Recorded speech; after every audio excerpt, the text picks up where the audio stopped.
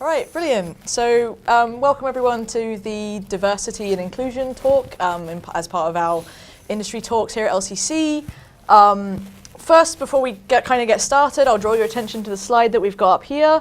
So if you go to this URL on your phone or your laptop or whatever, sli.do, and use this code #V687, and basically you can put in questions that I'll then be able to ask the panel members. So the idea is you go on there, you can put in your questions, you can then sort of like other people's questions, and basically whatever gets the most upvotes will be kind of what we ask in the Q&A at the end. So yeah, if you think of stuff as we're going along, just feel free to pop it in there, and it lets us collect everything at the end. But what I'll do is we'll go into introductions. I'll get the speakers to kind of introduce themselves, because that's always a nice way to do it. I'm Delia Hamwood. I'm chairing the panel today, but hopefully after this I'll fade into the background a bit and let these fine folks talk. So, all right, we'll start at this end. If you'd like to just introduce yourself, talk a little bit about your work, and also if you can just say sort of what diversity and inclusion means to you.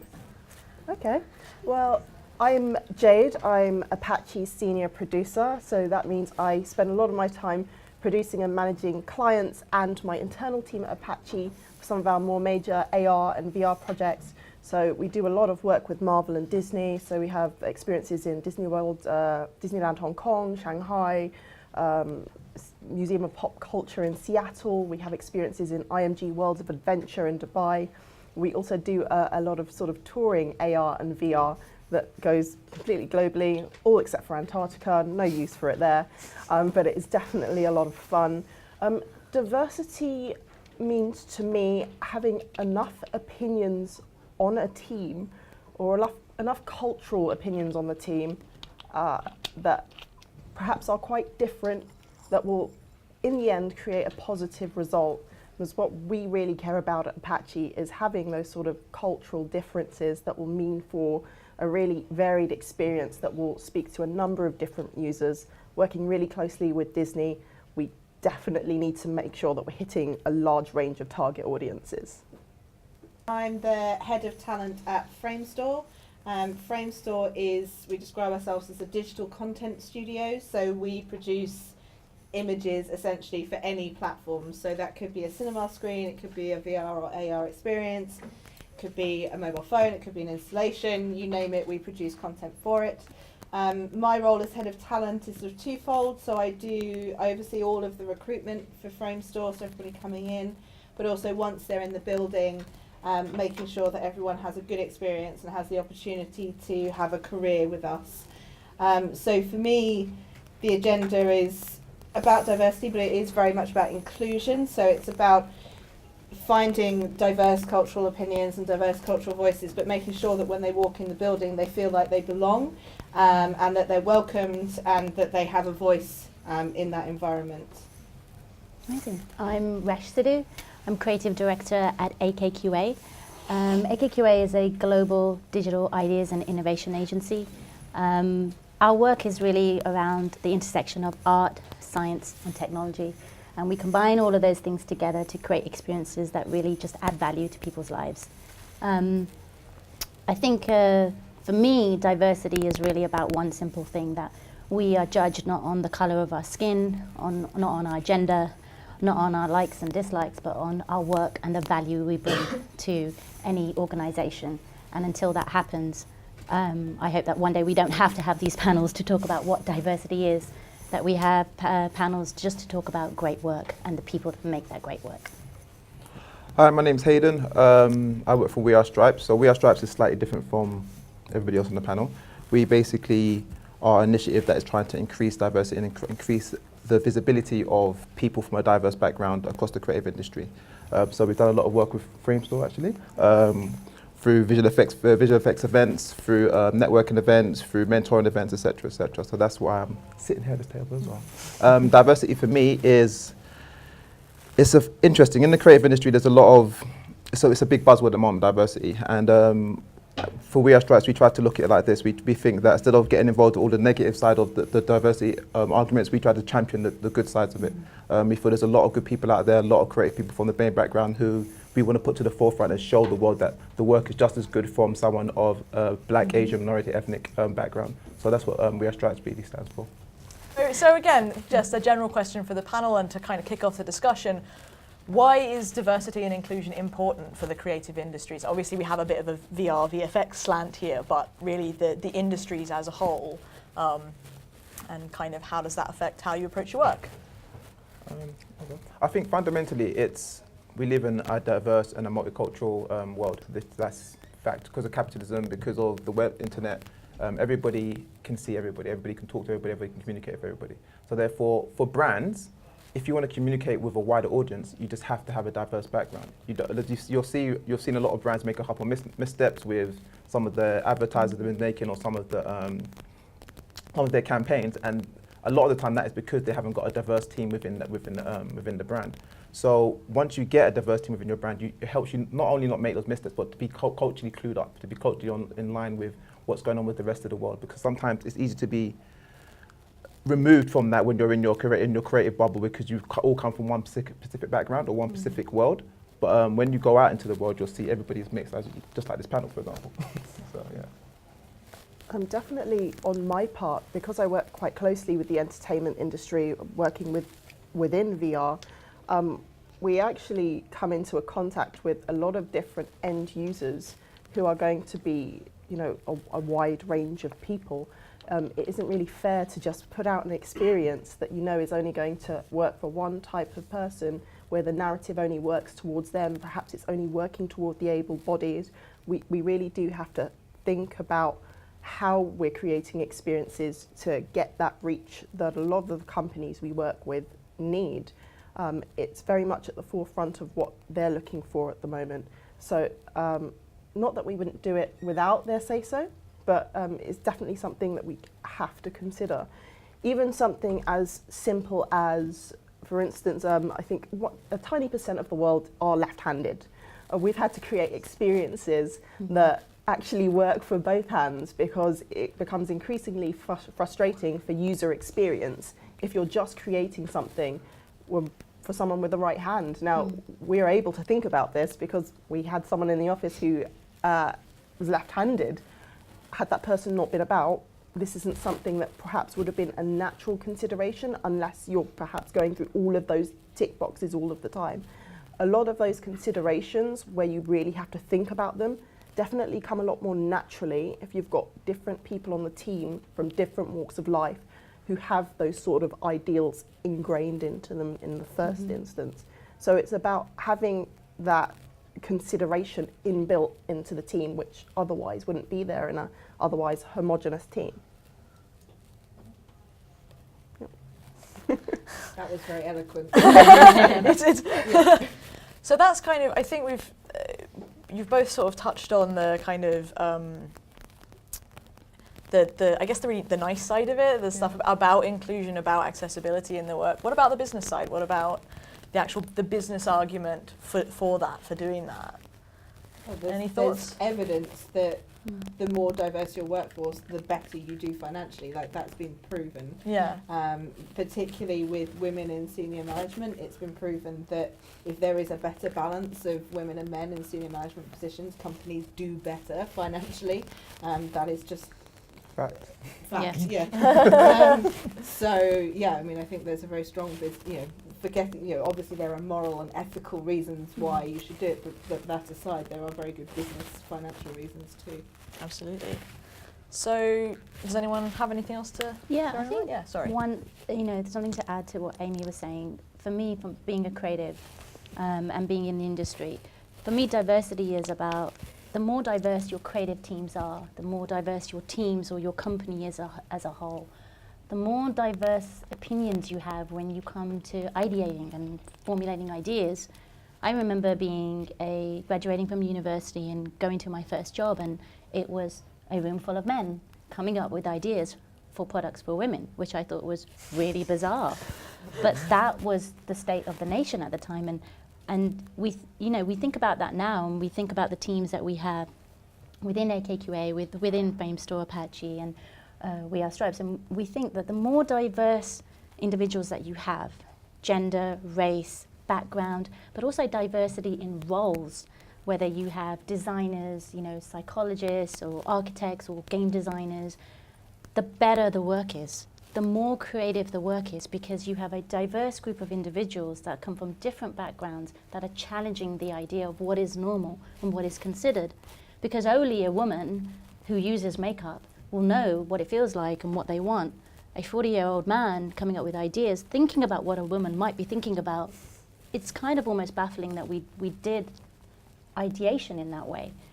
So diversity for me equals creativity, and creativity, the more creative you are, the better the work, the more it will resonate with the audience, the more profitable you will be as a company. It is not rocket science. Because what will happen, as Haydn said, we've seen countless times brands put out ads that absolutely miss the mark, not even miss the mark so badly that even you feel awkward for them. Completely tone deaf. And you absolutely wonder at what point, when they were coming up with the idea and people were in that creative room and they were thinking about the idea, at what point did no one stand up and say, that is wrong. That is not what's happening right now at the moment. And if you are, if you have your ear to the ground and if you are culturally, connected to your audience, you will understand that actually what you're doing is really offensive. And the more diverse teams we have, the less we have of that, and the more success stories you have, and then the more brands will want to work with you. So diversity equal creativity equal profitability, not rocket science. Everyone wins. Everyone wins. So what's the kind of state of the industry now, do you feel? What is the state of diversity and inclusion in the industry, initiatives wise, in terms of where you're working, things you see in other companies? In the UK at the moment, I can sort of say for the gaming industry, VR is so very new that there aren't a lot of studies monitoring how many people are in this. But being in VR/gaming, 14% in the UK are women, and about 50% of people play games. So to have such a low proportion of females, creating these things, programming, coming up with ideas, really quite low, really isn't going to tell the stories that need to be told. And then when you look again at sort of ethnic statistics on this, BAME, it's dropped from 4.7% in 2015 down to 4%. That's 4% of Black and minority ethnics sort of working in the industry. How on earth are we going to get the stories out that we need to get told if people just aren't there understanding it and coming up with these stories and speaking from their personal experiences? Because games are really pushed off as something quite niche, but it really isn't. It's another form of media that is now being used for advertisement as well. So really have to be quite considerate that those messages are being conducted in the right way. Yeah, I mean, visual effects isn't in a great place at the moment either. We are working on it, which we can talk about later, but yeah, it's the percentage of women in industry looks skewed. It looks not great, it's not balanced by any means, but it's okay, better than games. But marginally.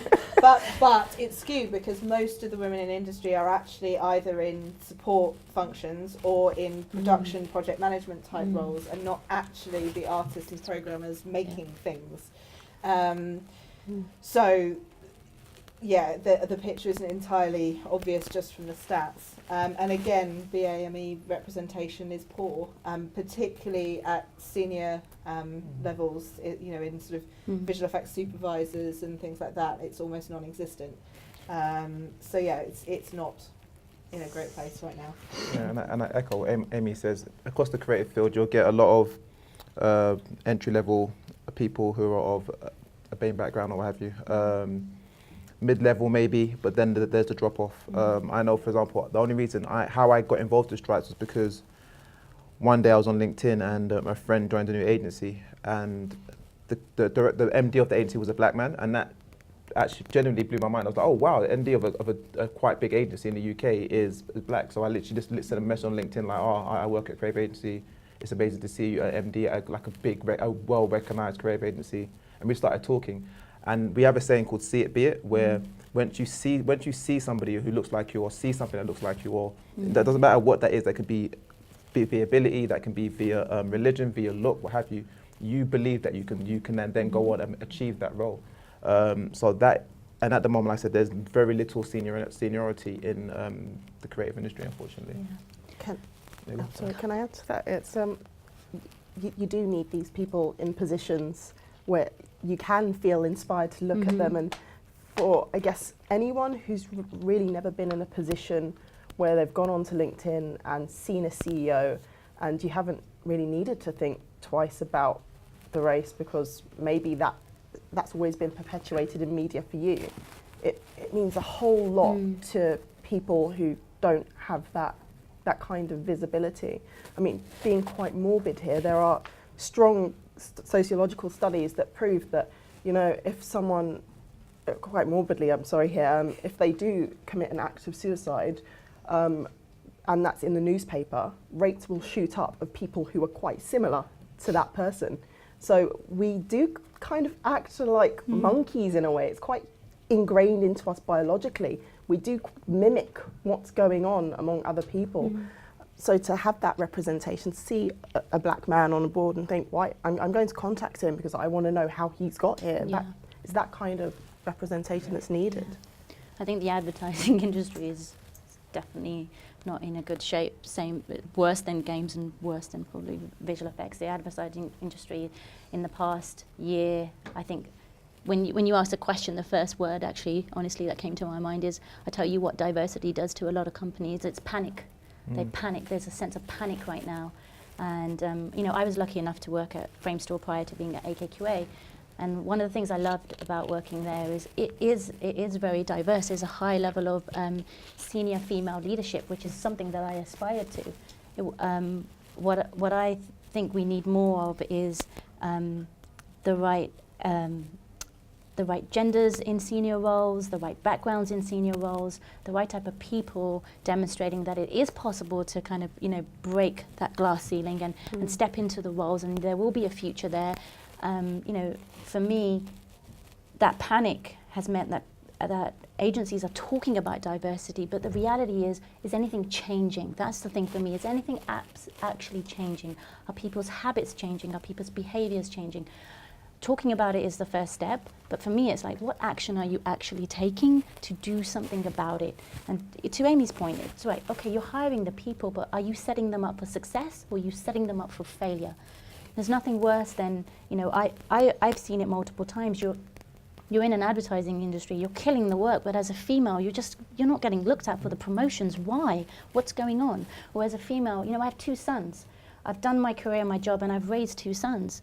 And it wasn't until I was on a panel, and to your point, I was on a panel, and, you know, afterwards a young lady approached me and said, you know, I didn't realize you had 2 kids. That really inspires me because it makes me think that maybe I can have 2 kids. And I suddenly realized, oh, maybe I need to talk about it more because I never talked about it.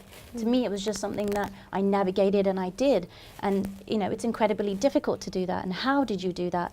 And the challenges that you face as a woman, and a woman of colour, and then a woman with kids. It's almost like we've got to get over those obstacles and we've got to talk about it. And then agencies have to be morally and socially responsible to not talk about diversity, but act upon how they are going to change it and level the playing field, because not enough is being done, and we're not being truthful and honest about it because it's such a tricky conversation. We're all worried about saying the wrong thing and offending somebody, but the reality is, you know, you have a diverse panel up here who've all come from different backgrounds that have been through things and want to change the space. So if we all kind of have that attitude, then eventually we won't need this panel. That's the hope. Yeah. So what that kind of leads us quite nicely onto the sort of the next thing I wanted to talk about, which is what are the actions that I guess we'll maybe start off at the high level, talk about the actions that companies should be taking, and then kind of come down a bit to what individuals can do. But in terms of what companies should be doing, or what companies maybe are doing that you would kind of point at as being they're getting it right, or at least they're on the right track? What do you think? I really have to do some self-promotion here. Not self-promotion of me personally, That's fair. but of the visual effects industry, because actually we are doing something that I feel is quite unique.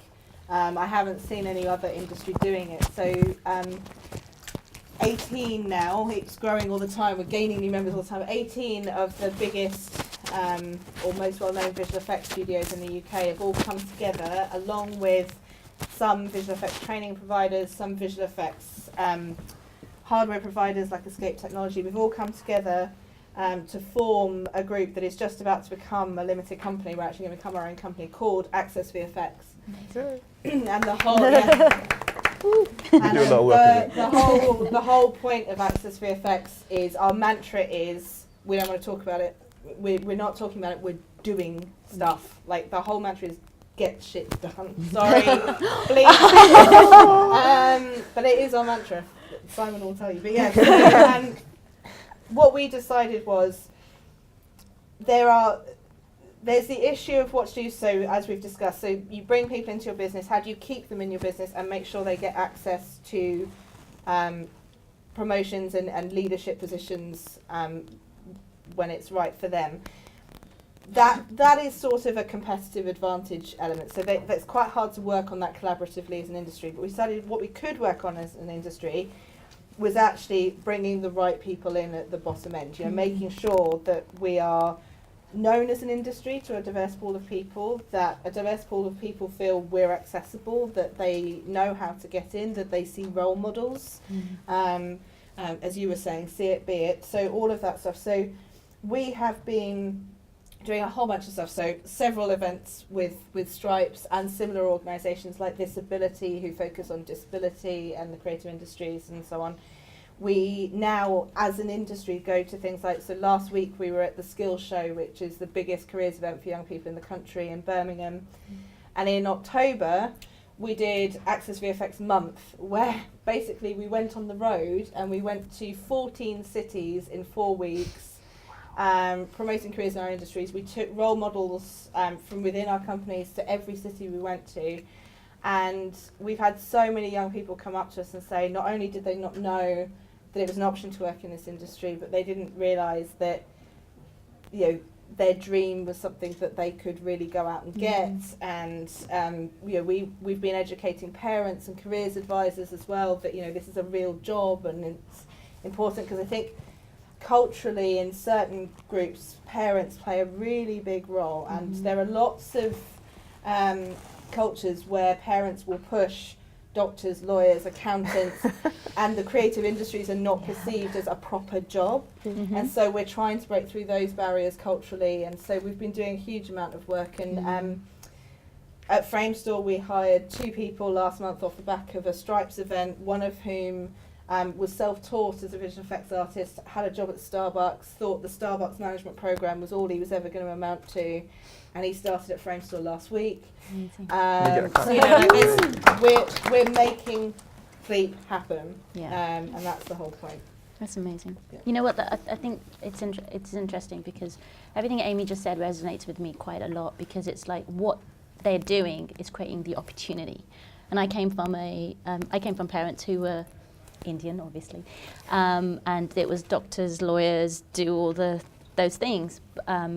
And so when I kind of said, I love being creative and I want to do something, I want to be a graphic designer, they were like, a what?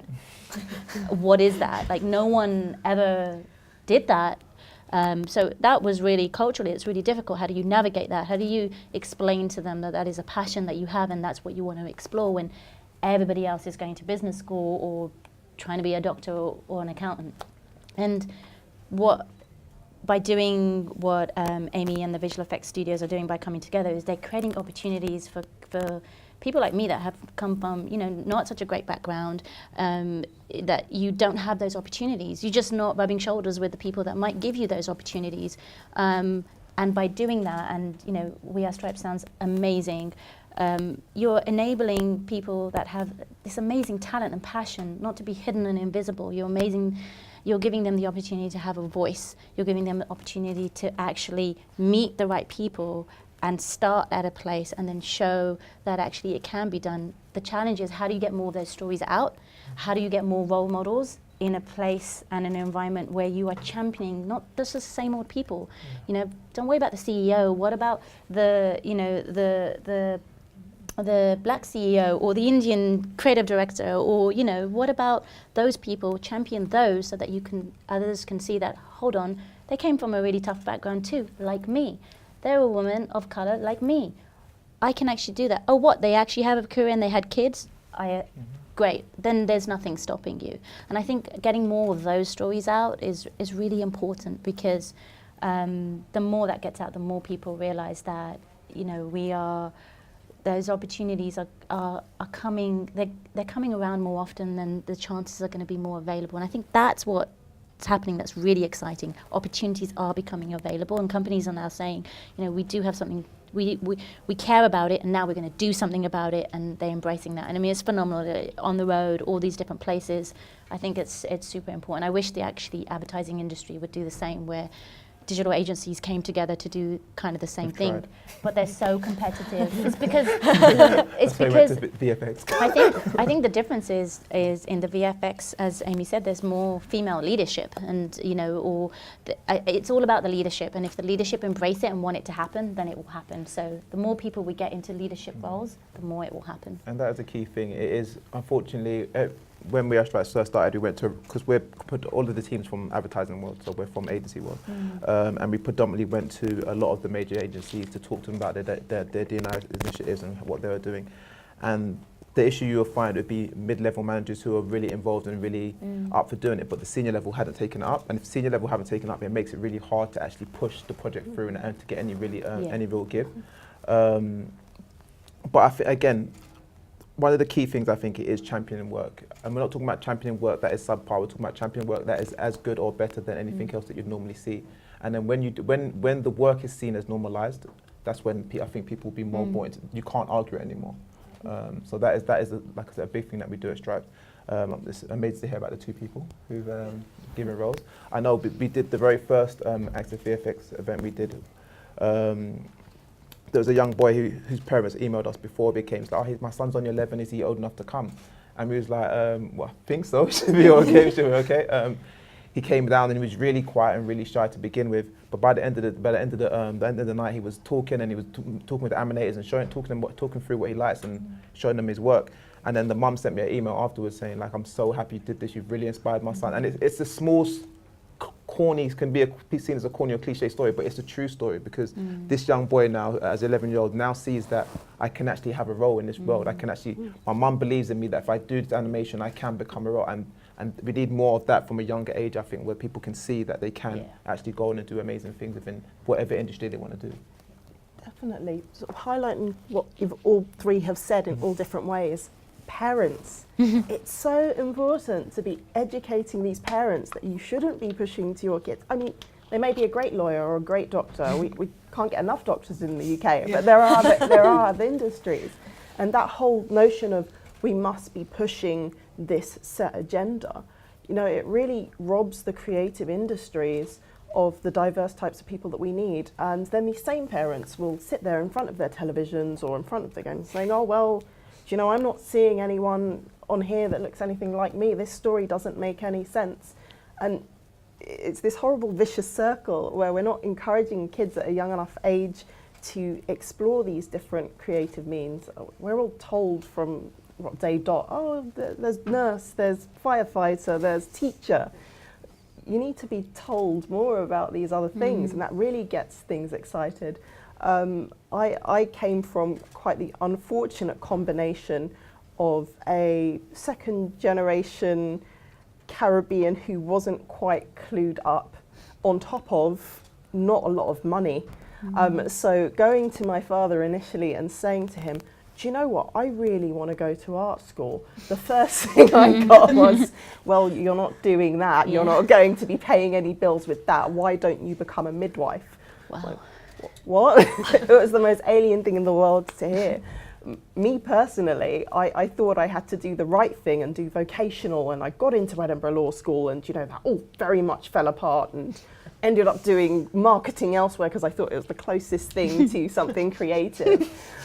Yeah, I've definitely gone on a journey here. Yeah. And now I'm a senior producer at an AR/VR studio, which it's a lot of fun. It's a lot of hard work, and I am in a communicator's role. But you know what, if I could have gone back and do it again, if I had the right set of parents saying you can do anything, I would have gone to art school and I would be on the 3D team right now. I would not be a producer. I love my role. Don't let anyone tell me I don't love my role, but I would definitely be on the art team right now doing all of that 3D art.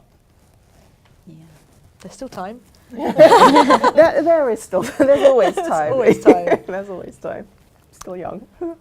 So you talked a bit about like representation in the actual companies and stuff. What about representation in the work, like in the actual work that you're producing? Obviously that maybe depends on the kind of work, but like, do you have any thoughts on that, and do you think that has an impact as well? Can I kick off with gaming? Yeah, go for it. please. So classically, gaming, if you see women in a game, can anyone tell me what the first characteristic about a female gaming character might be? Boobs. Boobs. No clothes. That's not a swear, is it? It's not a swear. It's having this one type of person for the longest time develop what they think is their ideal form of woman, and then slapping that on our screens. I mean, we only have to go back to GTA and look how women are represented. I don't knock GTA, it's a lot of fun to play, but it's not exactly the most positive representation you're going to get from anyone. And I think a lot more games are now slowly working towards having those key figures. So sort of like Assassin's Creed based in Egypt, you've got a black male lead in that there. There are a couple other games at the moment, you've got sort of female leads of colour, which is really quite helpful, because it becomes a matter of, perhaps it isn't just the same boy walking into the shop and saying, well, you know, this game's for me, and then it excludes a female who goes in and it's like, well, I don't want to be dealing with this doesn't speak to me. And that's, once again, going back to narrative, that's super important. I think you're sensing a theme here. Yeah, I agree. Any other? Yeah, I mean, in all the work we do with the brands that we work with, it's one of the things that we are talking about all the time. Casting for any kind of ad, any campaign, the way a narrative is told, how we're telling it, even just even, you know, to what you were saying about like in games, you know, like the way women are portrayed in games, also the role that they're given. So even in the advertising industry, every time there's a woman, she's always the woman in the kitchen. Or every time it's a mum, it's always a mum that's kind of like the stay-at-home mum. It's like, that's not even a thing. What are you talking about? You know, mums are, you know, being a mum now is, you know, doing 2 or 3 jobs, raising kids, being an entrepreneur, or many different things, or working in the advertising industry or gaming industry. The way we represent our characters and our people is so important, because that is what we as a society are absorbing. And that becomes ingrained in our thinking. That's what we think is normal. When we normalize that, that's when we have an issue. Because then it's hard to backtrack on that. It's hard then to change the perception we have of, you know, if you're writing a script, for example, when we're writing scripts, think about who we're casting, think about who the actor is, who the character is, who the protagonist is in the script, and think about, is this how it's always been done, or is this representative of what's happening right now? Why does a hero always have to be a man? Why do we always have to be saved by a man? I mean, it's like, oh my God, like, wait, whoa, what's happening here? So the only way to change it is to be in a role where you can impact that change. And with clients, what we found is we need to help them. We need to help them navigate this space. We need them to help them understand and see. They're not doing it on purpose. It's creative ideas that are presented to them by a group of individuals, and lack of diversity, lack of knowledge, and lack of questioning is what makes that work get out there into the world. Our role is to challenge it. Why are we portrayed the same images?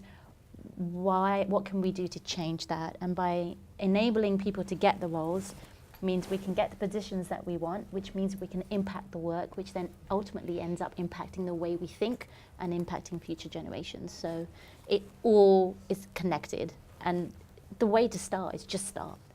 Just do it. Just start being the change. Even in the work that we're doing now, we always look at it and say, how can we normalize this? How can we make sure that, the guy's not the hero, we're going to make him the victim. Whoa, this is great fun.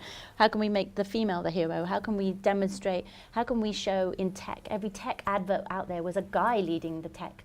Well, how can we actually show that it's females and women in tech that are, changing the ratio, I think is really important. This is not a fight against men and women. That's what we've got to really stop. It really isn't.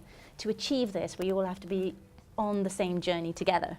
So this isn't them against us. This is about us doing it together as a society and going, how can we change the story and the narrative we've been told? How can we change that picture so that everybody is involved and everybody can resonate with somebody, some character of some form? Which is why I think, as visual effects studios, we have very little ability, particularly on the film side, to influence some of those things. I think on the advertising side of things, we have more ability, but on the film side, not really. But we're really, really lucky with one of our clients at the moment. So Marvel is headed up by a lady called Victoria Alonso, who I don't know if you've seen anything she said, but she is so pro this agenda. She is a high-level executive, obviously, at Disney. She has a wife. They have 2 children. They are both working mothers. She's also Latina. So, it is so important to her personally, this whole agenda. And it's been her that's been driving a lot of that agenda in the Marvel films. And it's largely down to Victoria Alonso that Black Panther was the film it was. And obviously that's had a huge impact culturally, that film. So we're really lucky that we have a client like that is really thinking along those lines and using, the wealth of material that they have to tell very carefully selected stories, actually. And that's really great. And there are a few other clients that are thinking along similar lines. We always like it when Joss Whedon, for example, is directing a film, because again, he has a long history of, he was one of the first ones to flip that narrative with Buffy. So there are people out there who are telling the right stories. If only we had the luxury of being able to pick just to work with them. Sometimes it doesn't work that way, but yeah. I think Black Panther is a good example. I love Black Panther, but I want it to be every day. I don't actually want to get that. I don't want to have. No. I don't want to be so souped and so hyped to go see this film simply because it's got a black super. I want it to be like when Batman comes out. I want to see Batman because it's Batman. Does that, and it's hard to resonate if you've never been through that experience. But that's the truth of it. Unfortunately, you just want to. I don't want my kids to have to be so super and psyched about the fact that there's this first superhero film led by a predominantly black cast, and that shouldn't be a thing of. Anyway, should be like, I want to see it. Like, I want to go see Superman, or like, I want to go see Wonder Woman, or like, I want to see. Does that make and it sounds, again, it's easier to. I think the best way to do it is like this. Someone said to me recently, when you think of babies follow their parents. So that's their first example. So their first example is when they learn to talk, they learn that from their parents. When they learn to walk, they learn that from the people around them, and. Because they can visually see this thing, so that's how you got to look at it. Anything that you can't visually, because if you're used to seeing yourself in a position, you can't even imagine what it's like to see a Black Panther movie and maybe not even understand why the black community got so excited about it. Because for you every day you see yourself as Superman, or you see yourself as the Doctor, or you see yourself as the lawyer, or you see yourself as what have you it is. So the aim is to get to the point where Black Panther is just a movie. And that sounds corny, again, that sounds a bit weird, but it's just a movie like any other movie. It's probably not even the best Marvel film, did I? I feel it. but do you understand? Do you understand what I mean? But, yeah. It's definitely in my top 3. Yeah. I think it would be number 2. So we've talked about representation and the pipeline kind of problems. And Amy, you did touch on this, something that Access VFX, isn't it? Yeah. That you don't talk about how to keep people, because obviously that's a bit of a competitive thing. So that's not something you can do across companies. But I think it'd be really interesting to hear a bit more about how do you keep people. And I mean, I come from a games background, and something that I guess that you see a lot in games is people, marginalised people, particularly women, just being like harassed out of the industry sort of repeatedly. There's the whole Gamergate thing. Yeah, and I don't want that to take over the discussion, but just as an example of when someone gets in there, someone has the opportunity, and it all seems fine, and then they leave, and that's a cycle that you see a lot. You see people turn up in like 30 under 30 lists, and then you never hear about the work they went on to do. You just see them as a rising star, and you wonder, where did they go? And often they're not in the industry anymore. So what's the work that can be done by companies to keep that talent and to maintain that diversity and to take it into the future? I think one thing I will say, one thing that we've been looking at AKQA recently in New York, we're working closer with 3%, which is run by Kat Gordon, which is a great initiative trying to get more women in the creative industries. One of the things we were looking at recently, which was really interesting, and it wasn't until we were in this session talking about leadership and management and diversity. We were planning for next year, and one of my personal goals for AKQA New York is to have 50-50. Not 50-50 just in the office as a whole, because we're very close to having 50-50, but I mean 50-50 within the creative department. Because I'm the first female creative director that they've had in the New York AKQA office, and that to me is shocking, because you don't leave a company, you leave a manager. And I really fundamentally believe that if you have the right mentor in a company and the right manager, you will never leave, because they champion you, they support your career, they guide you. And if you actually have somebody who is insecure about you or worried that you're actually going to take their job, doesn't give you the opportunities, doesn't open up the doors to what you were saying, is you know, that middle layer is there, then something's happening. And what's happening is we don't have the right type of managers in place, because not everybody's made to be a manager. Just because you get promoted doesn't mean you're a great manager. What does it take to be a great manager? What does it take to be a great creative leader? And how do we make sure that we are mentoring our talent so that they feel they're nurtured and their career goals are really nurtured? So that even if you are a female in the creative industry and you choose at some point that you want to have children, that doesn't frighten you so much that you feel you have to leave the industry. Why can't we have companies and managers that are embracing you, encouraging you to do so, but also creating a platform where you can go out and do that and also have a career at the same point, at the same time? So managers and mentors within a company are very important, because you know, I've had experience where you haven't had such a great manager and you're just not getting the opportunities that you want, and you have a choice. Do you stay, or then do you leave, because it's going to affect your career? So that is super important, and companies need to really think about that and the breadth of that management. If all senior management are men, how are any of the women going to be able to relate to that? Or are they men and are they really good managers and that's great? Or are they all managers and they're not actually great managers because they're not really managing you? Yeah, I think to your point, one of the issues that you get in the creative industry, I don't know if it's the issue, but people are normally promoted because they're good at a thing. Yeah. They're not actually managers. They're not used to actually managing That's people. Yeah. For example, my day job is in social and digital, so I might be excellent at social and digital, so I'll be head of the department, but I'll then have a team underneath me. But I've never actually managed people. I've never had to actually build careers. I've never had to actually mentor someone through. I'm just really good at social and digital, and I think that's one of the biggest issues I think that the creative industry has 100%. Is that they don't take in consideration when you put people in senior roles that okay, there are other aspects that they need to have other traits and qualities these people need to actually bring people through. I think that's it. That's it? Anyone? No, I think pretty much. Anything? Yeah? All right. Sorry, I just got to check my notes. So, in a sort of more thinking about at the individual level, I was talked a lot about like what companies can do and what initiatives are out there. But I mean, obviously, we've got a lecture theatre full of kind of students who are hopefully going into the industry in the next few years. If you could kind of say to them, like when they get out there into the industry, what can they do, especially for students who are are, you know, maybe not from a marginalised background and are maybe coming from privilege, what can they do to improve the environment that they're in? What kind of things would you hope that they'll take forward into their careers to start kind of helping this? It's funny, I have this conversation quite a lot.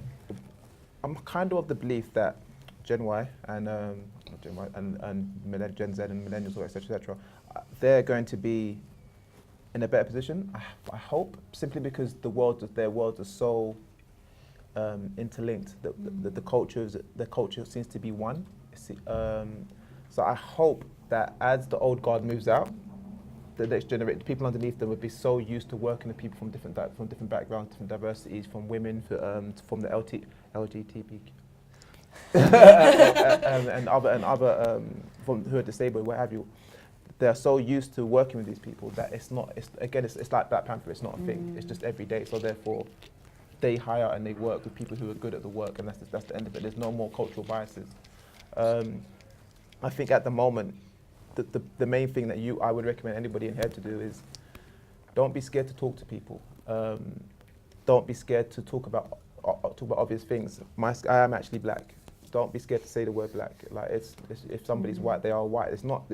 I think we're so scared of certain terms that don't really make much sense. Does that make sense? So don't be scared to ask a question. But if you don't ask, but also take into much consideration what you're asking. So, but if you've got a question, ask it. That's the only way you can ever learn anything, is by asking a question. But don't take offence at the answer. I think sometimes people ask a question and it's a genuine question, and they're not trying to be offensive. They just have a question and they want an answer, and then they get quite a confrontational answer back because that's someone's experience, and that's fine. But you have to accept that that's someone's experience, and I think sometimes people. I'm not used to that. Yeah, exactly. They take it personally. They get upset. So I think you have to accept someone's experience is someone's experience. Yeah, it's an individual thing. And that's okay. But I think it comes back to answer your question. It comes back to your point that you made earlier. I think ask questions and challenge things. If you see something that you think, whether it's a piece of work that you're part of a team on, or whether it's the way two colleagues are interacting, or whatever it is, if you see something that doesn't sit right with you, say something. Ask a question, challenge someone. Like, you know, it's the only way things are going to change. If everyone stays silent and ignores it, it's not going to change. It comes back to that, do something. You know, don't just talk about it, do it. And yeah, you might put yourself in a situation where you get some grief back, but you know, I think, like you said, we've got to stop hiding behind things and just be like, okay, I'm going to get grief, but it needs saying. So yeah, that whole grief, that maybe you might ask something in the wrong way or carelessly. You know, first of all, be mindful of not asking things carelessly. But if you are going to get some kind of reaction back where perhaps you feel it's quite negative, try not to get your back up, because obviously there's a reason why their back has been put up in the first instance. I think for getting work, we all need to be a bit more mindful and considerate of one another. I think what we're seeing a lot of online at the moment is, oh, people are too concerned with PC these days, oh, this offence thing is going too far. Really what we're trying to do is get to a point where we can actually be really nice and understanding and amicable with one another. Why would that be a problem? Maybe I'm preaching to the wrong crowd here. You're in a talk about diversity. Maybe you're the type of people who are happy to hear these things, but you know, some people will automatically shut down conversations, or they will play devil's advocate unnecessarily. If you in yourself can just take it upon yourself to be responsible and think, actually there are billions of different lives out there, billions of different stories out there and different experiences, it's not going to align with mine all the time. Get rid of your ego, just throw it out the door, be done with it. Just try and be a good person. That's all I can tell you.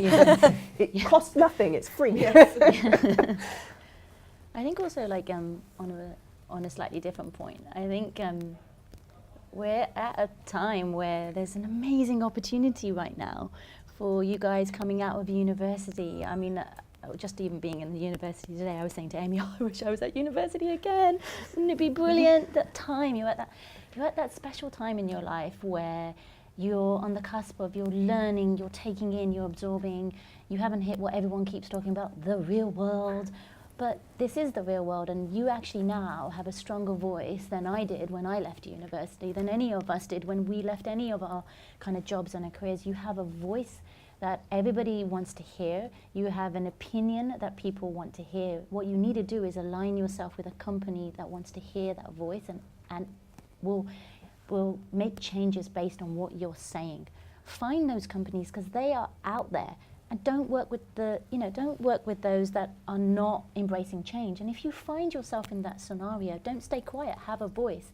There is plenty of work out there. But what will set you apart from everybody else, what will set you apart from doing mediocre work at a mediocre company that is not about diversity and not is about change, is your voice and what you do. And what you do with your work and what you do with the company. If you see something and it's not right, say something and then be part of that change. If there's diversity groups, if there's inclusion groups, if there's not a group, create a group. You have the power to do that. But if you don't, then you only have yourself to blame if you don't do anything about it. Because unless we start embracing that change, nothing will change. Don't work for the companies that are still stuck in the dark ages.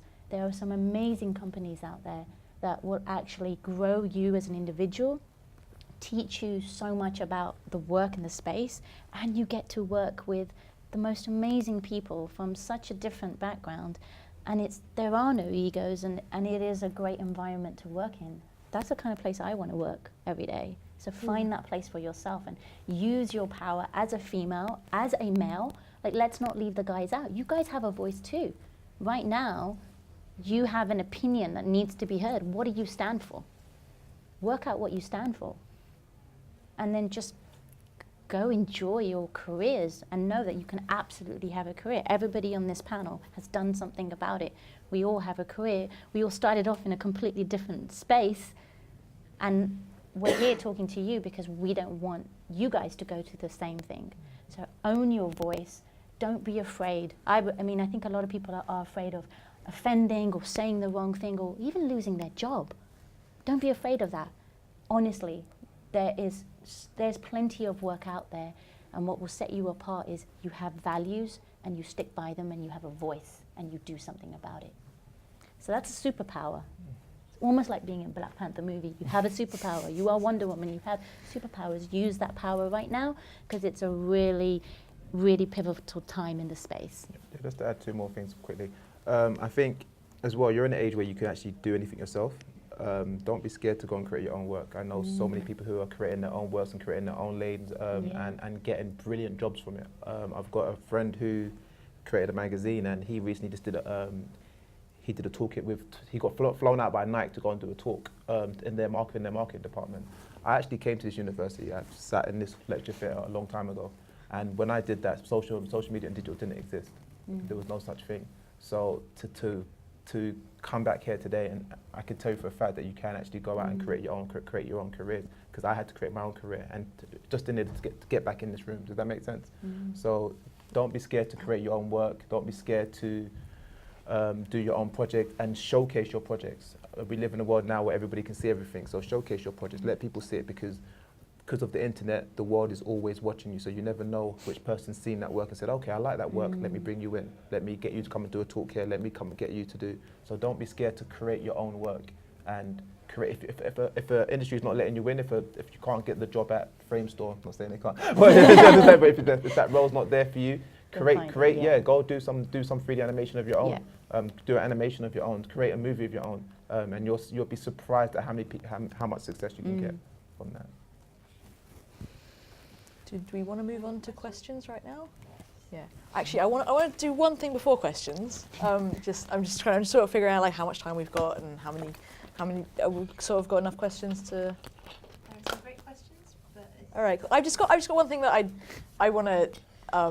That this has sort of just occurred to me. It's like we're on the diversity and inclusion panel. We've got this diverse panel, and we're talking about all of this kind of nitty-gritty stuff, but we've talked a few times about highlighting the work. So I think it'd be really great to actually just hear about like for each of you, what's the coolest thing like that you're working on or have recently worked on, been involved in, creative project, just your work, none of this other stuff around it, just so that I guess everyone can kind of see that you're allowed to tell us about. Obviously, I assume some stuff's probably under NDA. For Stripes, we're doing a lot of content for next year. So we've just created a new video series with a magazine called Quad Magazine, and it showcases exactly what we're talking about. So champions, people who are just doing amazing work, and they share their stories. We've got a young girl who's Sophia, who dropped out of uni literally, ended up being art director at quite a big creative agency, and she shares her story. So that's the kind of content that we're creating for Stripes at the moment, which I'm really excited about. Amazing.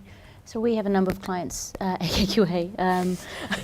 So I hear. A few. Bit of a big end. It's quite a lot, and there's tons of work coming out of the studio all the time.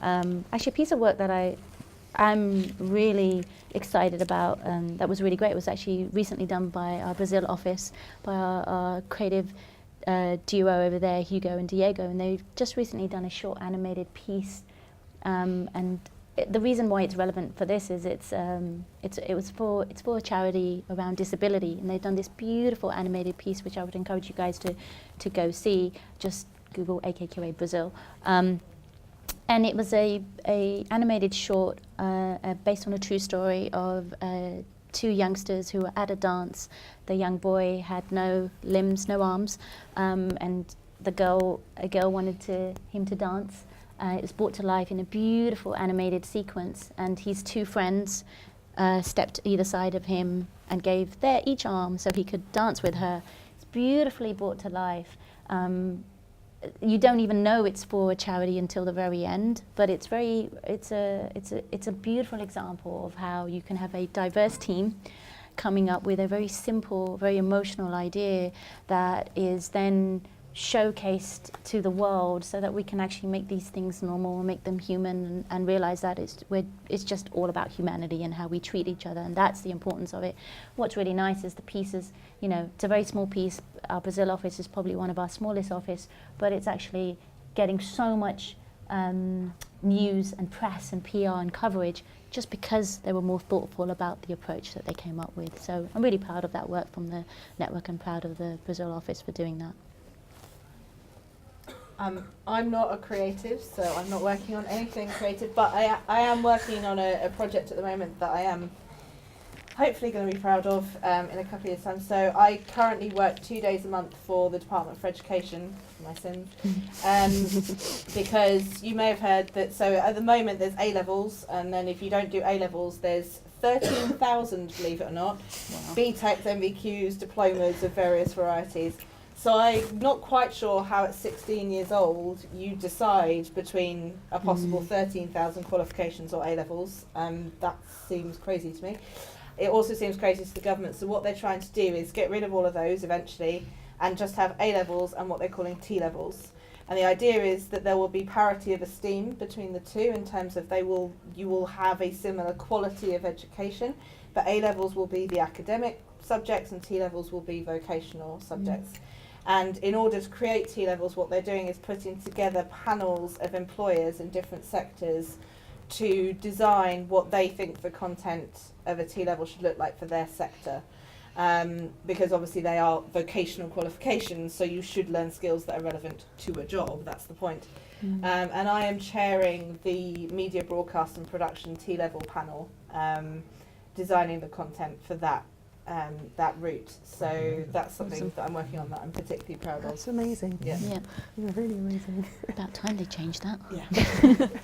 Probably for me, given what I do is more commercial, it'd be an AR project, and it was the first major project that I was given for Cartoon Network. It was the Ben 10 Hero Experience. What started out as a UK tour has gone out in 10 different languages, which means I have had to manage all kinds of localizations across time zones, across languages, having to get a grasp of, the very basics of that and how people interact culturally differently. When you work across different time zones, different countries, they really do have different approaches of working, so you have to be really respectful and mindful of that. And in those 10 different languages, on what are just weekend tours, has reached around 45,000 people over the last year, just with a couple of weekend tours, perhaps 400 users a weekend. So it's really just been hitting the globe and delighting children world round, which is exactly what we aim to do. So I'm really proud of that. Awesome. Brilliant. All right, I think we're ready for audience questions. We're doing pretty good for time. How do we encourage industry to be bold with its output rather than focusing on family-friendly, that's in quotes, that's why I'm doing the quotes, straight or cis-focused content that is financially a safe place? So I think this is, I guess the thrust of this question seems to be mainly sort of about LGBTQ inclusion, but I think it's fair to kind of cover other angles of diversity as well.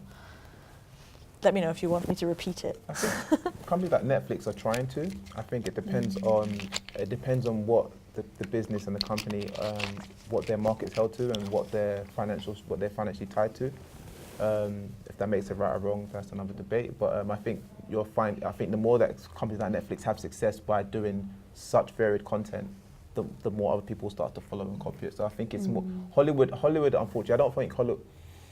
I don't think Hollywood are actually. I don't think they actually care. I think the only thing they generally care about is something does well financially. That's what they would do. Does that make sense? So I don't think it's so much a case of they don't want to. Then it's a case of what makes money. Bottom line. And I do think the more that organisations like Netflix do a variety of content, the more educated audiences will become, and the more audiences will want to see that kind of content. Yeah. And therefore they will start voting with their feet. And so Hollywood will be, in my view, Hollywood will be last to the game. Because they'll catch on once they see that there's money in stories. So, because the question was like, how do we encourage industry? So I guess, would it be fair to say that really, we have to, it's like we have to make the non-straight, non-cis, non-whatever content, we have to make that financially safe so that everything else will catch up. Is that ultimately their businesses, and so it's always going to be about what makes them the most money. So if we can prove there's an audience for this content, they'll keep making it, and you know that's how it works. So vote with your wallet. Yeah, exactly. Vote with your wallet and be annoying. I mean this in, if you see something, say something. Write them an email, write them a letter. You know, I've always been very annoying. I don't take no for an answer. So when things go wrong in my local constituency, I will write my MP a letter and let them know that I'm going to be constantly writing them a letter and let them know I'm going to be annoying. Do the same with, creative people. I'm not saying stalk here. There's a limit. No threats. You just express what you want to be seeing. If enough people are doing that, eventually they're going to have to cave. They're going to have to give in. Especially in today's era, with the internet. That is, you can. All it takes is for you to take one other friend and say, "Hey, are you feeling that this is a problem too?" And they'll go, "Yeah." Then you both agree to do that, and then ask them if they can find another friend. That's how it starts. Just find one or two other people to be annoying with you and be really annoying. So much. Be a conscious consumer as well. Like I loved, I don't know if anyone saw Natalie Portman's speech. It was at Variety, wasn't it, a couple of weeks ago. If you haven't, go watch it. She was awesome. But my favourite thing was she said, what if 2019, every woman the world over said, I am not going to go and watch a film or a TV programme that portrays aggression against a woman. Yeah. I'm not going to go. Can you imagine that? If every woman in the world said, for a year, I'm just not going to go watch that content, that would soon change the state of things, wouldn't it? And the same applies for any other form of minority representation. I'm not going to go for a year and watch a story about a black man in jail. Not going to go. Not going to go watch that story. I'll be honest, I still don't. So anything that has negative or stereotypical tropes, I don't watch. That's just for me. For me, like I said, I maybe shouldn't tell the story because it happened here. But I remember. I won't tell the story. But yeah, for me, it's definitely about. There's a wide spectrum of different people. There's a wide spectrum of black people. There's a wide spectrum of Asian people who do all sorts of things, who have had successful careers, who are footballers, or there might be lawyers, or there might be doctors, or there might be curators, or there might be filmmakers, there might be animators, and I want to see that world. That's the only world. That's literally the only world that I support. I think also when you're working with a brand from a creative point of view and you have a creative brief on your table and you think about the ideas that you are going to go back to that client with, help them understand why you've been disrupted with the ideas that you've put in front of them. I think at AKQA what we try to do is the brands that work with us are brands that want to be brave, and it's really hard for some brands to take that step and be brave because they have a responsibility to the brand that they've built for years and years. When we work with brands, we help them understand that actually right now being disruptive means being really brave and courageous and doing something that is different to what you've traditionally done. But here's why that's going to make a difference. And the why is really important. And presenting ideas that are not cookie cutter ideas, not the same as what everybody is doing, and presenting why that you're going to do that helps establish what makes you different as a brand, as an agency, and as a creative. So as creatives, we have responsibility to put ideas forward that disrupt the industry and that will challenge, so that when studios are making the content, that we're all proud of what we're making rather than making vanilla cookie cutter stuff, and there's too much of it. And not all brands are ready for that, and that's okay too. You know, we have this saying, you can only save the people that are swimming towards you. So save as many as possible, but you can't save everybody. So save the ones that are coming towards you. So you can really work with brands that actually come to you and say, look, we want to do something different. We want to be disruptive. We want to be representative of the zeitgeist of what's happening out there. How do we do that? When you get a brief like that, that is your opportunity. Don't waste that opportunity. Go back with ideas, and a diverse team will enable that. Go back with ideas that really push them and challenge them. And even if they don't go for it and they go with the safe idea that was not quite the idea, at least you're nudging them in the right direction. And that's super important. All right, so you've given a fair bit of advice already, but I'm sure you've got some more. What advice can you give to students to prepare themselves for working in the creative industries? Get out now. I'm joking. Run away! Drop the mic. Be cooperative.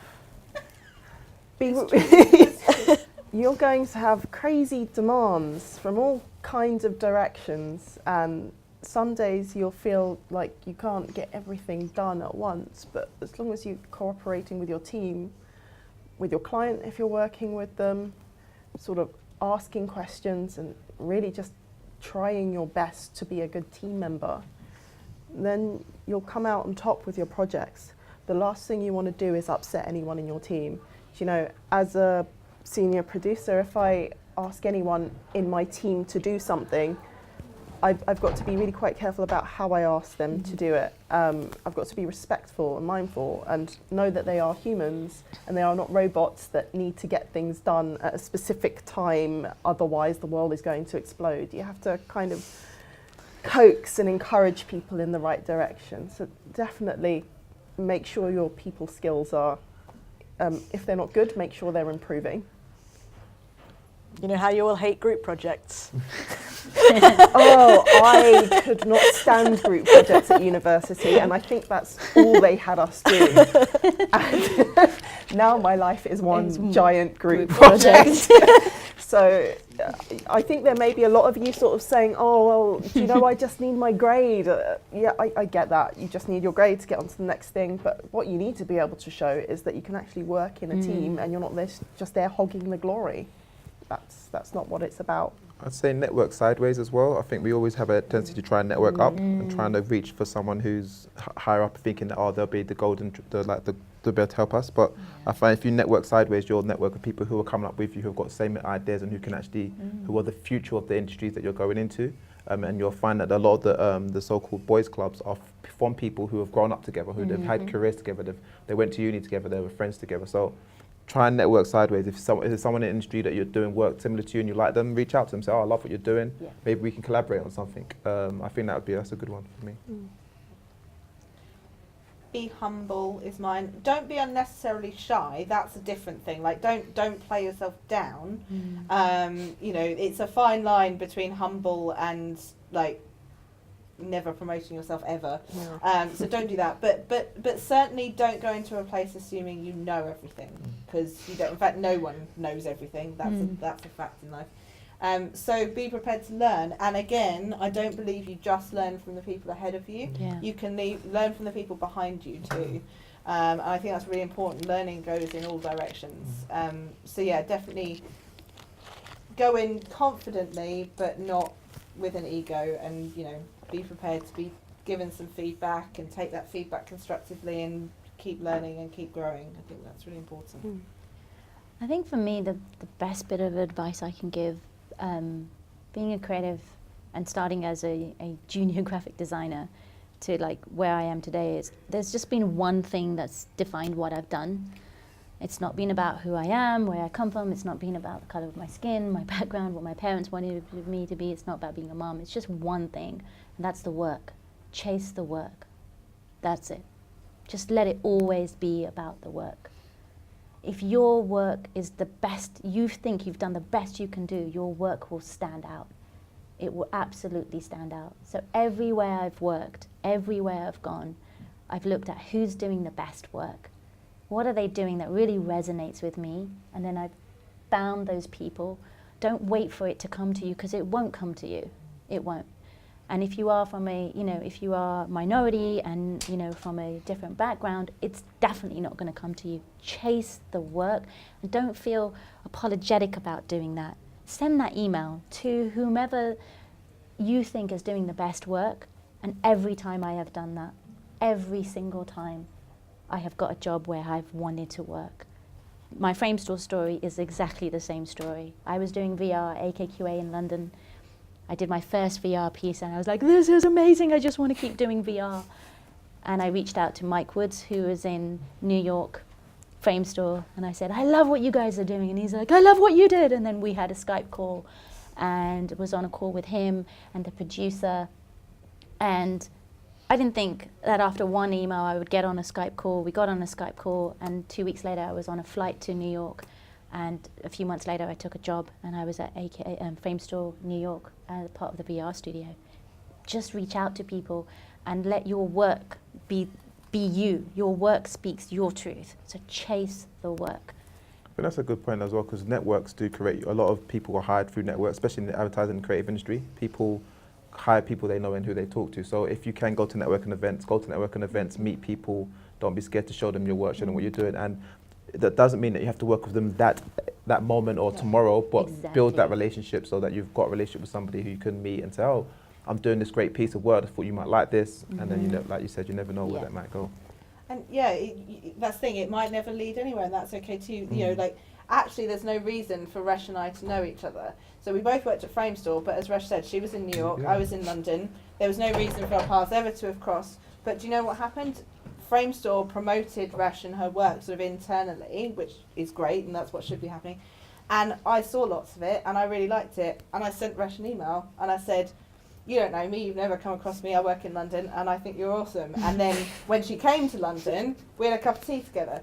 But it was simply because I sent her an email, and there was nothing gained by that necessarily, but I just really appreciated her work, and I wanted her to know. And so I think, never be afraid to do that. Yeah. Chase the work. All right, going back a bit to the diversity side of things. Is male-dominated studio culture off-putting for females? If so, what tangible changes are being made to address this? This might depend a bit on the studio. But I have a great story about this. Excellent. So, my studio, through no active fault of its own, was male until I came along. That's, it was a studio of 8 people, or 7 people at the time, and I was the first girl to be brought on. My CEO is a man of colour, and the story I'm told now is that a few of them felt that before I actually started my first week, they all had to, you know, be as inappropriate as possible before I got there, just in case it sort of didn't quite cross the line. Now, from what I've experienced there, it's themselves. They are being themselves. I don't feel at all like they are toning themselves down for me. I think what had happened with that situation is they needed to have that understanding and exposure of working with a female, given that it's a small team. And as long as you're there, as long as I'm there, I'm communicative, I take my time to find out about them, to know what's going on with their lives, to know what's going on with their work, even if it's not a project that I'm working on with them. I will make sure that I go and see what's going on, and they will do the same to me. They will find out what I'm doing.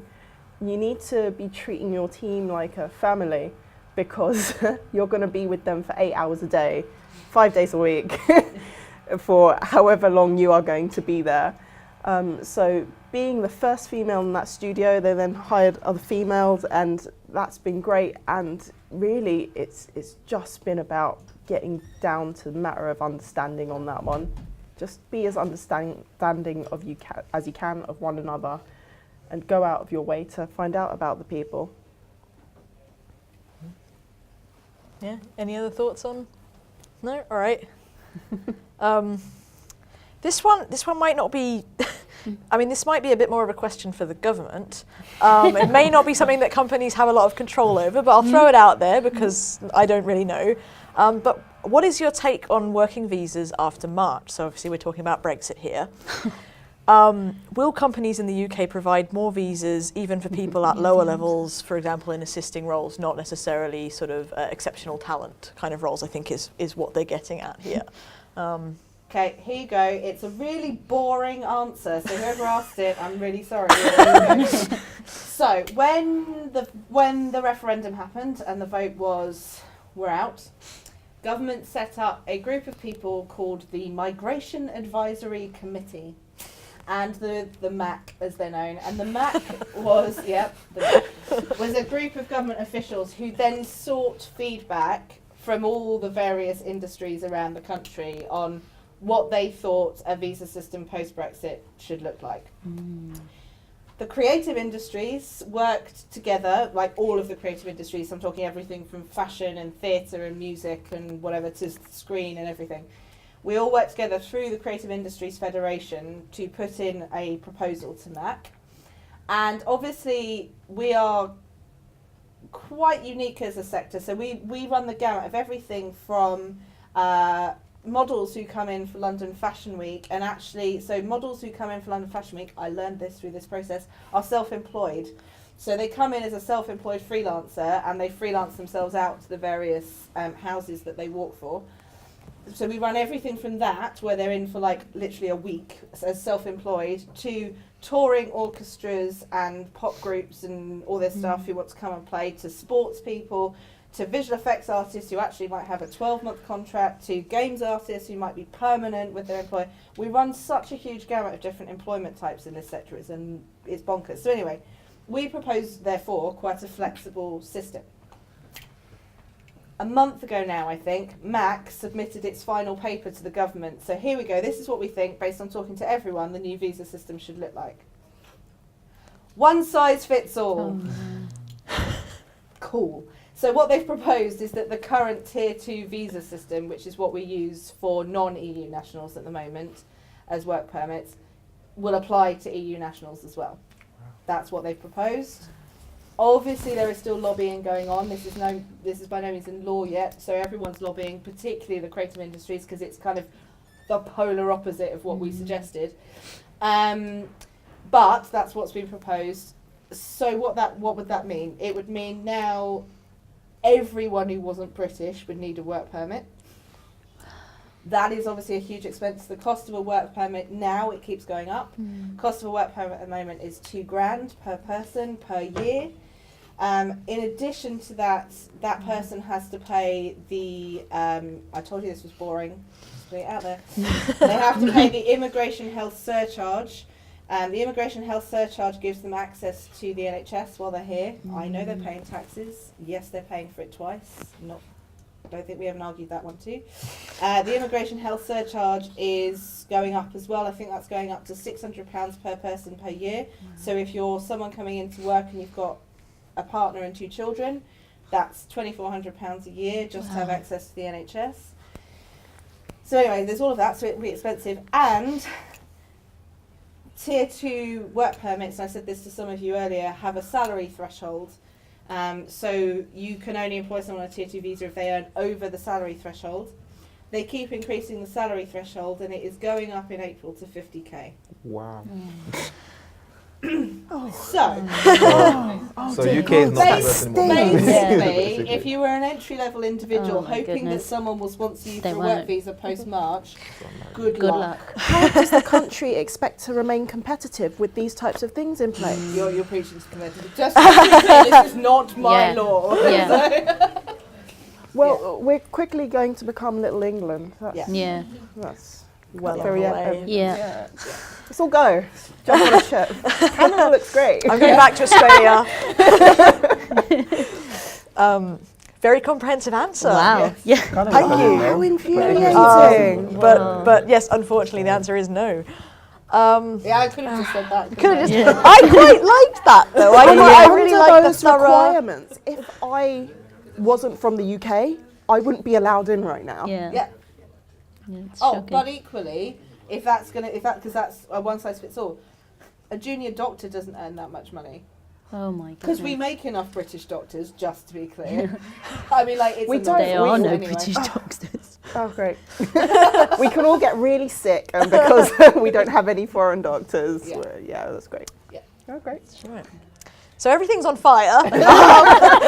You're welcome. Thanks, Amy. Let's bring it back to another advice question. Who asked Someone worried about the visa, I think.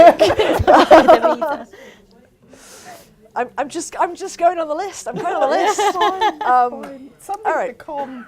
Yeah, let's bring it back down. So this is another advice question. How do you develop the confidence to go after those opportunities that you feel are closed off because of your gender or your background or any other reason? It's called faking it till you make it. I wouldn't even say that. I think this, if you're creating work, it will happen. If you're actively in your field, in the UK, there's no industry that is huge because the country is small. So if you're actively working within your field and doing, if it's your own work or if you're collaborating with people, you'll start to be known. And then the more work you do, the more people can't take. It's hard for people to ignore you, basically. Like I said, I gave you the example of one of the guys from Guap magazine who went to Nike recently to talk for their marketing team. But the last month or so, he's talked to Mediocre, he's talked to Ogilvy, he's talked to Saatchi, and every time he goes, he's excited. Oh my days, I'm talking to these amazing agencies. But he only started doing work like that because he didn't think he'd be able to work in these places in the first place. He only started working on his own and doing his own projects because he didn't think they would hire him. And now they're hiring him just to come and talk to them about marketing or talk to them about advertising, talk about creativity. So you all have, if you're in uni, you've all studied, you've all got the know-how to create something or to do whatever it is you're studying. Just do it. Literally, you've got the internet now. Just do it. Showcase it, put it out there, and then people will come to you. I think find the person you're comfortable talking to as well. I think, being in recruitment myself, a lot of people don't want to come and talk to me because they recognise me as like the gatekeeper, and so they're like, oh, if I say something embarrassing in front of her, then I'm never going to get good at it, right? Because like she'll see it. So fine, don't come and talk to me. Like, you have the internet, right? Like every employee at Framestore is on LinkedIn. I can't think of a single one that isn't. So go find someone that you like the look of, or that you've met before, or that went to your uni, that someone whose work you've seen online that you can make a connection with, and connect with them and go, hey, I'd quite like to apply for Framestore, but I don't know if my work's good enough. Can you have a look at it before I send it to recruitment? Or, whatever, like find someone you can make a connection with and come in that way. Like it's the number of people who come up to my desk and go, I've been talking to this person online because they reached out to me and I think their work's really awesome. Can you take a look at it? Yeah. Like it happens all the time. So yeah, just reach out to whoever it is who makes you feel comfortable. Like that's fine. You don't have to be the official channel. There is some kind of, the question was about confidence. So, whoops. Yeah. How do you develop the confidence to go after those opportunities? As someone who suffers severely with social anxiety and has had to go through various means of overcoming that, the confidence probably for me wasn't the issue, it was the self-doubt. It was tied into the perfectionism. It was thinking that, well, if I'm going to put something in front of someone and it isn't perfect, then it isn't worthy.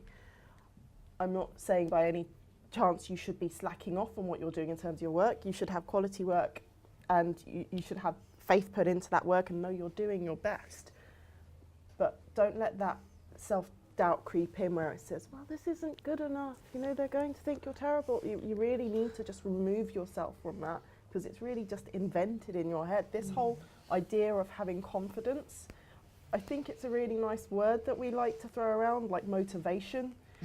They're not really things that you cultivate as such, because they're normally tied into something else that you need to remove. So that confidence, maybe it's the self-doubt, the perfectionism, the fear. The motivation, maybe it's just your time structure. You know, when we think of these quite abstract concepts of what they are, really it's just a matter of just doing. Just do to the best of your ability. Yeah. Again, it sounds corny, but just no.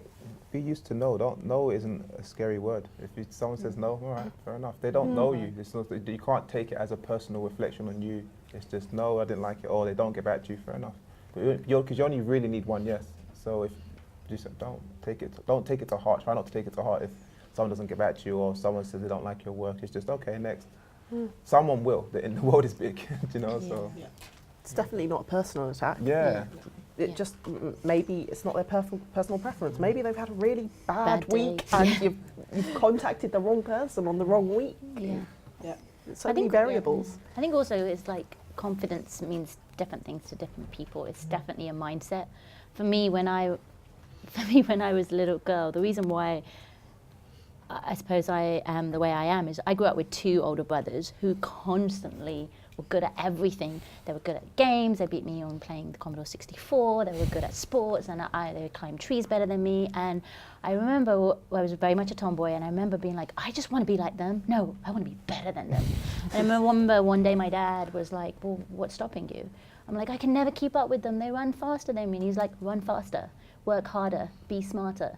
And for me, it was always like, well, if they can do it, I can do it better. And that was just ingrained in me as a kid. And the more and more I encountered men in the workplace, the more and more I felt like it was a competition with my brothers. And if they could do that, well, I can do it better. And that was it. So it's more of like, what's stopping you?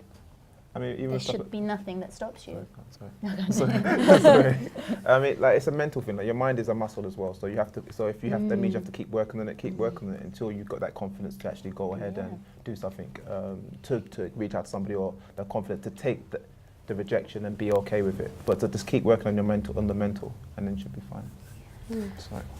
I've got a little thing I do want to throw in here. If you're looking for like a little life hack, this is something that I do and that I joke about with friends. But when you're like sitting on that email and you're thinking, like, should I send this? And you've got the self-doubt or the shyness. I always just think, what would a straight cis white dude do? Yeah. He would just send it. He wouldn't even, like Yeah. a mediocre white dude, Yeah. just press send, Yeah. wouldn't he? Not even And like, you know, we kind of see that in the way that that there are studies on like how the differences in how particularly men and women apply for jobs and stuff. I just thought I'd put that out there. What would a mediocre white man do? He would just go for it. So just go for it. All right. So just maybe that's not helpful, but It's like the new bracelet. all right. So I promise that's the only time you'll hear my opinion. Well, This- just quickly touching on that. For the first time, because I live under a rock, yesterday I watched The Social Network. And I suggest you watch it if you haven't. Just watching this guy just do, baffling to me. I have no idea how he just sort of got up and went, right, that's what I'm doing. I wish I had that kind of tenacity at 18, 19 years old. Really. Be a lot further along. All right, so this is the last question, and I'm sort of that we've got a bunch of them that have got the same amount of votes. So I'm actually picking this one because this is a question. This is someone after my own heart. Do you think that we will have a queer leader in animation films for kids? Cartoon Network I don't know if anyone's familiar with Steven Universe. Anyone? Yeah. So you would have all or know about the lesbian marriage in this between Ruby and Sapphire. Companies like Cartoon Network are really doing amazing things at the moment to try and bring that sort of inclusivity into their cartoons. Really hoping that seeing animated lesbian couple being married on a show for 8-year-olds will mean that maybe not in the next 5 years, but maybe very, very soon after that, or hopefully within the next 5 years, we will have someone at the top doing that. That would be amazing.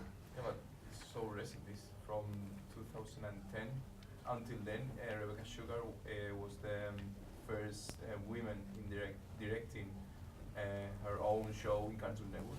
So yeah, until 2010, which is nothing. Yeah. In history, in terms of But history. the question was, do you think that we will have? And Of course. I think the answer maybe is that we do have. I suppose it depends on whether, I don't know if this question was looking at specifically as in someone in a management role, or if they're just talking about showrunners. Yeah. Certainly, as you mentioned, Rebecca Sugar, and also if has anyone seen She-Ra yet? Noelle Stevenson is also like a queer person making kind of queer animation, basically. So, and again, She-Ra, the new She-Ra is a kids show that's being led by a lesbian. So that's kind of, I don't know if that quite answers the question. These are all anonymous, so I can't actually look and find who asked it, whether they did mean someone in management. Yeah. But I think I. No, that was a question. I think we're at wrap-up time.